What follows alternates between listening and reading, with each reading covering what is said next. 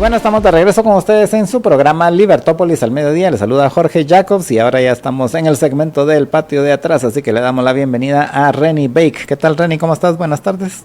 Muy buenas tardes, Jorge. Hoy con mis lentes de aro porque la contaminación está tan fuerte que literalmente no puedo usar mis lentes de contacto para los que nos miran desde Facebook o desde nuestro canal de YouTube. Y como siempre, su servidora Reni Bake, para platicar sobre los temas que consideramos más interesantes de la última semana en lo que pasa en Estados Unidos o en lo cual está Estados Unidos involucrado y que obviamente puede afectar o influenciar en Guatemala. Pues Jorge, hoy habíamos anunciado desde el día de ayer de un juicio en Estados Unidos, en Miami, que pudiera tener relación o no, eso se lo vamos a dejar a nuestros oyentes, que ellos decidan, con el rifirrafe que tiene el presidente de México, Manuel López Obrador, con el presidente de Ecuador, Noboa, y que incluso el fin de semana ha llegado a puntos álgidos y sigue en las noticias. Vamos a hablar de este juicio, Jorge, y por qué pudiera tener relación con este rifirrafe. Pues sucede que en Miami el día lunes, Jorge, comenzó el juicio a Carlos Pollitt. Carlos Pollitt fue el excontralor general de cuentas de Rafael Correa. Tú recordarás, el presidente de Ecuador entre el 2007 y el 2017. Pues este caballero fue su contralor general y también del siguiente presidente, una pequeña temporada. El Lenín Moreno. Y en ambos casos el vicepresidente era ni más ni menos que Jorge Glass, que es el que fue a arrestar el gobierno de Ecuador a la Embajada de México, que si fue violación al tema de protección extraterritorial de las embajadas o no, que si le podían dar o no protección, si era perseguido político o si era solamente un delincuente común, es el rifirrafe que hay. Pero esa discusión entre México y Ecuador, Jorge, creo que hay que mirarla con ojos de seguridad nacional y de casos que pueden estar sucediendo en Estados Unidos, que tal vez acá ni siquiera salen en nuestras noticias, pero que realmente pudieran ser parte del origen de estos rifirrafes. Pues resulta que a este señor excontralor Carlos Pollitt, que ocupó el cargo por casi una década desde el mandato de Rafael Correa y a inicio del gobierno de Lenín Moreno, un ex ejecutivo de Odebrecht en Ecuador fue el primer testigo presentado por los fiscales del Distrito Sur de la Florida en el juicio que comenzó el día lunes. Qué interesante. Comienza la pelea entre López Obrador unas semanas previas. El día viernes van a traer a Jorge Glass a la Embajada de México y el día lunes comenzaba este juicio. Por supuesto que estas fechas ya se sabían tiempo atrás. Pues el señor Carlos Pollitt está siendo acusado en Estados Unidos, comenzó su juicio. Hay 19 testigos que van a decir su versión de cómo Pollitt obtuvo sobornos a cambio de manipular los informes de la Contraloría de Ecuador y cómo lavó ese dinero adquiriendo bienes inmuebles en los Estados Unidos. Pollitt enfrenta 6 cargos por 3 tipos de delitos diferentes, incluyendo lavado de activos, conspiración para lavado de activos y participación en transacciones vinculadas a bienes derivados de actividades ilícitas. Lo que sucede es que este señor supuestamente recibió sobornos en Ecuador y se fue a comprar bienes inmuebles a Florida, a Miami. Por supuesto que las autoridades de Miami voltearon a ver, ¿y este señor de dónde ha sacado la plata? Comenzaron a investigar, él no pudo justificar y ahora terminó arrestado y está siendo juzgado. Todos los cargos que tiene, más o menos se calcula que pueden ser 100 años en total si lo llegan a condenar. Yo hago la broma que este es la versión del caso de Juan Orlando Hernández, el expresidente de Honduras, que recientemente fue condenado en Nueva York. Este es el caso tal vez menos mediático, pero es un caso muy impactante para Ecuador. Este señor está siendo acusado por sobornos en relación con la multinacional Odebrecht, sobornos vinculados a Seguro Sucre, que no sé quiénes son, y posibles pagos provenientes de una empresa española dedicada al atún. De ser hallado culpable, Pollitt enfrentaría una condena de hasta 100 años de prisión. El excontralor, ahora procesado, tiene 73 años. Esta es una noticia de Infobae.com. Y Comenzó el día lunes 8 de abril con la selección del jurado, que son los que van a decidir. Y en Ecuador la única forma de acceder a la información del juicio ha sido a través de periodistas de digamos, de Plan B y Primicias. Imagino que han de ser medios coecuatorianos que están en Miami y quienes han sido agredidos y grabados por Pollitt y sus abogados en un acto que busca intimidarlos. Así que básicamente lo que pareciera es este señor que fue el contralor de Rafael Correa, Contralor General de Cuentas de Rafael Correa, terminó siendo arrestado en Miami y está iniciando un juicio el día lunes. Previo a que fueran a traer del señor Jorge Glass, parece que habían noticias, según Infobae, de que él iba a intentar escaparse como se había escapado previamente una refugiada, creo que era una ministra de Educación o una ministra de algo de la época de Rafael Correa y Lenin, de Rafael Correa, y que había terminado en Argentina. Y el presidente de México le ha dado asilo a varios de los antiguos miembros del gabinete de Rafael Correa. O sea, los compinches de Correa. Eso, o sea, yo solo te digo, es como, bueno, o sea, está el rifirrafe entre Ecuador y México, pero la gran pregunta es, ¿qué puede estar detrás? O sea, ¿cuál es el trasfondo? O sea, ¿por qué es tan grande la pelea? Mi criterio, que eso se lo dejamos a nuestros oyentes, es que pudiera ser el juicio al contralor, porque este señor, su única opción es, si te condenan son como 100 años de cárcel, tenés 73 años, en la práctica es cadena perpetua, o te pones a cantar. ¿Y qué podría cantar este Contralor General de Cuentas, que era el que le tapaba los clavos, según lo que se entiende de estas noticias, a los miembros del gabinete de Correa? ¿Qué podría él contar? Esa es la gran pregunta que yo me hago, porque el juicio está en manos de Estados Unidos. O sea, ahí no hay forma, o sea, el hombre está en manos de las autoridades de Estados Unidos. Es el excontrador general de cuentas de Rafael Correa. ¿Qué podría contar, Jorge?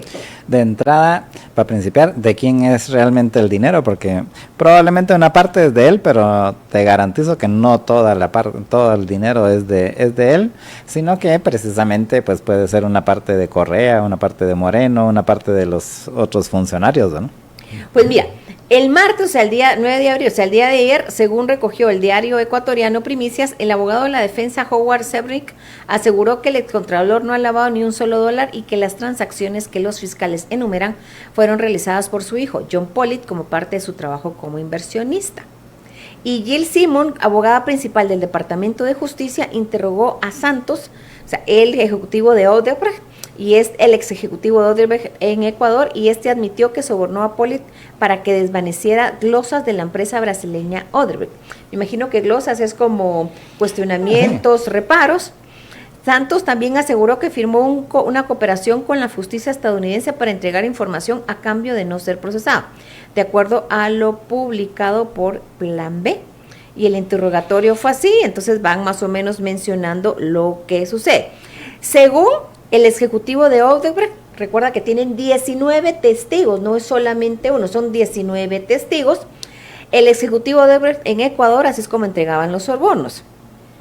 Y Carlos Pollitt, de acuerdo a la Fiscalía estadounidense, habría recibido $10 millones en sobornos de Odebrecht, tanto en efectivo como a través de transferencias bancarias, con el propósito de favorecer los negocios de la empresa en Ecuador, tras su expulsión debido a problemas en la hidroeléctrica San Francisco. Pollitt, en calidad de contralor, habría desvanecido glosas, me imagino que reparos, por $100 millones a cambio de esos sobornos. La entrega de los sobornos, según Santos, se realizó en una reunión donde Pollitt habría solicitado 6 millones. El dinero se habría entregado en efectivo en una suite del Hotel Suites Hotel en Quito. Y luego ahí comienzan a hablar, o sea, de detalles de lo que el hombre, este testigo por parte de la Fiscalía estadounidense, estaba hablando. Así que este es un juicio que puede de una u otra forma tener aristas en Ecuador, que puede ser, o sea, imagínate, tienes un grupo de ecuatorianos que fueron funcionarios de Rafael Correa, refugiados en México, tienes a Jorge Glass, vicepresidente y hombre de confianza de Rafael Correa, refugiado en México, supuestamente se dice que va a escaparse. Tienen al presidente de Ecuador, que honestamente no sé quién le pudo haber dado la sugerencia, cuál habrá sido su análisis de por qué iba a hacer este rifirrafe diplomático de entrar a una delegación diplomática. Pero también la otra pregunta que muchos se hacen es, ¿y por qué estaba el señor Jorge Glass si había sido condenado por delitos comunes en Ecuador y había sido refugiado en México? Entonces es como las dos balanzas. Las dos discusiones son interesantes, la parte diplomática es interesante, la parte del rifirrafe entre Ecuador y México es interesante, pero lo que no podemos dejar de obviar, Jorge, es este juicio. Porque será que el temor a que este hombre pudiese hablar o lo que pueda salir de lo que digan esos testigos en ese juicio puede haber generado que brincaran una o dos de las partes o varias de las partes involucradas. Esa es mi pregunta. No tengo más información, pero no quería dejar de mencionar este juicio, Jorge, y otro que tampoco se ha sabido. Pues tú sabes, Jorge, que hace unos meses ya habían condenado a un general, ex general venezolano, por temas de involucramiento en narcotráfico, Cliver Alcalá, general retirado del ejército de Venezuela. Pues resulta, Jorge, no sé por qué, pero como pareciera que en esta semana todo está cayendo, pues resulta que aunque él ya había sido condenado, todavía no le habían dicho cuánto iba a ser su condena. Pues le dijeron el 8 de abril, otra vez el día lunes, que su condena son 21 años de cárcel en Estados Unidos. Él había sido el general, estoy leyendo CNN español, el general retirado del ejército de Venezuela, Cliver Alcalá Cordones, en el pasado leal y cercano al fallecido presidente del país, Hugo Chávez, pero posteriormente distante del actual mandatario Nicolás Maduro, fue sentenciado este lunes a 21 años y 9 meses de cárcel en Estados Unidos por un juez de Nueva York por haber colaborado con la guerrilla de las FARC y haber transferido armas de fuego a esa organización. Pues supuestamente él también era parte del cartel de los soles y estuvo involucrado en temas de sus cómplices intentaron usar la cocaína como un arma mientras ayudaban a las FARC a armar a sus miembros y enviar toneladas de drogas a Estados Unidos. Entonces, de una u otra forma, hay dos casos en manos de la justicia estadounidense que a mí me parecen que pueden estar conectados, puedo estar errada, pero qué casualidad que el día de ayer supuestamente en Venezuela arrestaron al ex hombre de confianza de Hugo Chávez y también de Nicolás Maduro hasta hace poco, Tarek Al-Assimi. O sea, que, a ver. Muchas casualidades. O sea, qué casualidades. A ver. Comienza el juicio del excontralor general de cuentas de Rafael Correa, Ecuador, pegado a Venezuela. Hugo Chávez y Rafael Correa coincidieron en el tiempo. Y también el mismo día le dictan condena a este general venezolano, ex general venezolano, involucrado con el cartel de los soles, con las FARC. Y al día siguiente arrestan supuestamente a Tarek Al-Assimi, hombre de confianza de Hugo Chávez y hasta cierto punto también de Nicolás Maduro. Como que todo está conectado, porque aquí están sucediendo cosas en América Latina, Jorge, pero a mi criterio pueden estar relacionadas a algunos casos en la justicia estadounidense que aquí casi no se están hablando, pero que están sucediendo en Estados Unidos. Y cuando digo aquí me refiero a América Latina en general. Y ese rifirrafe entre México y Ecuador me parece que es como el turrón del pastel, pero no estamos mirando realmente la base del pastel. Y la base del pastel es cuántos juicios habrán pendientes en Estados Unidos de gente que tú y yo no sabemos de Sudamérica que pudieran estar involucrados en estos casos y que pueden estar de una u otra forma generando estrés en distintos países en América Latina. Así es, realmente es interesante que en efecto puede haber alguna interconexión entre todos estos casos y que probablemente nos iremos a ir enterando más adelante de lo que está pasando. Reni, tenemos que ir a una pequeña pausa y regresamos con ustedes en unos minutos. Estamos en su programa Libertópolis al mediodía.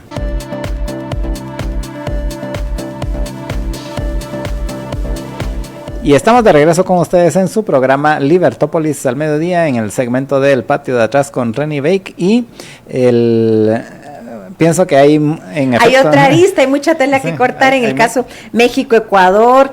O sea, tenemos el rifirrafe México-Ecuador que venía de semanas atrás, no solamente lo que pasó el día viernes, que honestamente no sé qué fue, quién aconsejó al presidente de Ecuador para haber hecho lo que hizo, o qué razones de fondo que todavía no se sabe, hizo que dijo, me vale madre, disculpen la expresión, el relajo que se va a llamar a nivel mundial, pero este tipo no se me va, nadie sabe por el momento. O sea, sí hay algunos indicios, ¿verdad? Como por ejemplo, la semana entrante hay una consulta popular en Ecuador y habían dudas antes de todo esto, habían dudas de si iba a poder ganar el presidente Noboa la consulta popular o no. ¿Y tú sabes cuál es uno de los temas de la consulta popular? ¿No? O sea, bueno, hay una reforma que por ejemplo, que el ejército pueda tener que ver en cosas de seguridad interna, por ejemplo. Tiene que ver con temas de extradición. Hay que recordar, Jorge, que la situación de seguridad en Ecuador y el avance de los carteles mexicanos en Ecuador es impresionante. O sea, no estoy diciendo nada secreto, están en todas las noticias internacionales o documentos al respecto. Y un tema que no se discute mucho es que Ecuador no tiene un acuerdo de extradición con Estados Unidos. Eso creo que viene de 1946, 1948, no recuerdo el año exacto. Y uno de los temas que está sobre la mesa en ese plebiscito es que los ecuatorianos, si la gente acepta que los ecuatorianos puedan ser extraditados a Estados Unidos o no. El tema que está de fondo es el tema de extradición. Te juro, y vamos a dejar de hablar de ese tema ahorita porque el tiempo nos está comiendo, te juro que yo miraba algunas situaciones el día sábado, lo que estaba pasando México, Ecuador y otras cosas que estaba mirando en distintos chats y no dejaba de pensar los líos que hubo en Colombia en la época de los 80s, cuando los extraditables armaban tremendo relajo en Colombia para que no los extraditaran. Entonces, pero eso lo seguiremos viendo después. Ya hicimos nuestro análisis sobre eso. No quiero dejar de mencionar, Jorge, que las elecciones gringas van de una y otra forma. Y ayer el presidente Biden, que también es el candidato de facto de los demócratas para pelear su reelección ahorita en noviembre, anunció que iba a una condonación de deuda estudiantil. Interesante el momento. Y hay encuestas que dicen que Trump puede ganar, que Biden todavía tiene alguna oportunidad, y lo que más se cuestionan es si Robert F. Kennedy, que ya hemos hablado al respecto y que tiene hasta sus anuncios en español, puede quitarle votos a ambas partes.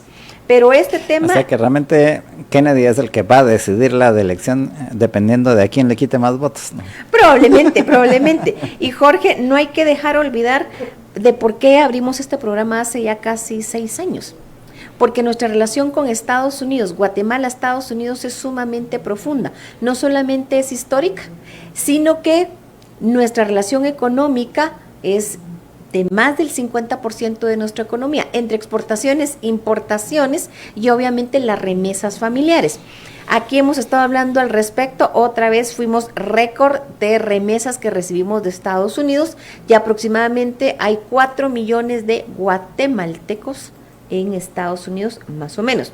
Cuando nadie estaba hablando del tema cotidianamente, nosotros ya lo estábamos hablando hace 6 años, y toda la parte, no solamente de remesas, migración y seguridad nacional, porque eso también, remesas y seguridad nacional también incluye lo que es migración ilegal, es una parte sumamente amplia y profunda, y la situación y el interés de Estados Unidos por Guatemala es tal que la declaración de Los Ángeles que se dio el año pasado sobre buscar formas de migración legal hacia Estados Unidos, la siguiente reunión va a ser aquí a inicios de mayo y ya anunciaron que viene el secretario de Estado, Anthony Blinken.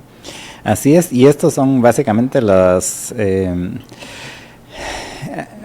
parte de las muestras, como lo dijo Bernardo Arévalo, de la buena relación que hay entre los gobiernos actualmente, entre el de Guatemala y el de Estados Unidos. Les recuerdo que para la mera convención que se hizo en Los Ángeles ni siquiera invitaron a Yamatei. Yo no quería echar tanta víbora, pero sí, ni siquiera lo invitaron. Así de mal estábamos. Y la realidad, Jorge, nuestro país de una u otra forma, más o menos la mitad de nuestra población depende o complementa sus ingresos de las remesas familiares. El no voltear a ver y entender lo importante que es nuestra relación con Estados Unidos en todo el contexto es algo sumamente corto de vista y no es en el bien de los guatemaltecos, porque hay 4 millones allá y 4 millones acá, al menos una persona por cada persona que está en Estados Unidos. Estás hablando de 8 millones de personas relacionadas a las remesas familiares en Guatemala, o sea, la mitad de la población, más todo el consumo que se deriva como cascada de todas las remesas familiares. Así es, Reni, ya se nos acabó el tiempo. Yo sé, por eso me despido, su servidora Reni Beck, y el otro miércoles vamos a estar con ustedes analizando las noticias de eventos que suceden en Estados Unidos que pueden tener relación con nuestro país, con la región y con el mundo, que a veces no se están mirando en distintas aristas, especialmente con una visión de seguridad nacional.